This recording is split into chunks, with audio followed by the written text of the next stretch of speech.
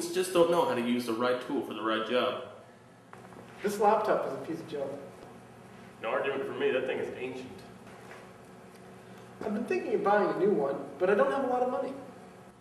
Looks like Joe's about to get himself in trouble. We'd better help out. Now, Joe, if you budget, I'm sure you can afford something. There's just so much to choose from. So what do you want to do with the laptop, Joe? I need it for school, though. What classes are you taking? Well, this and that. So what are you going to do with it? Will you be taking notes? Yeah, Any hard number crunching? maybe. Any gaming?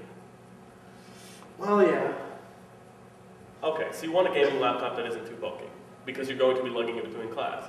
There's a lot of different options when it comes to laptops. There's heavy, light, somewhere in between, screen size, processor, memory, storage capacity.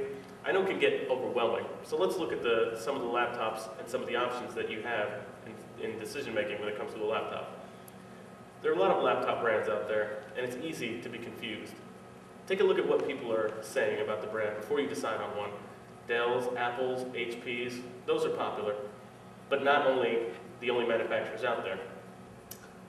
What about Toshiba and Gateway? Yes, those are two very well-known manufacturers. There's also other manufacturers like Asus and others.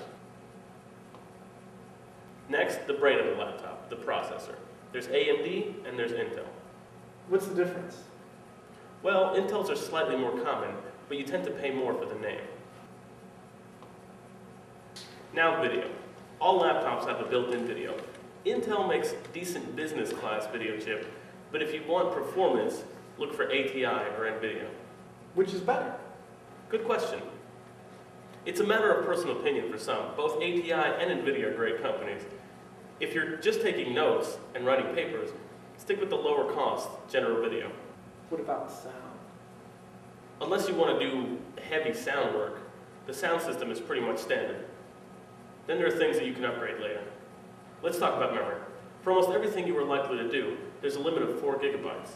It has to do with the operating system. Now, if you want more, it is possible, but 4 ought to cut.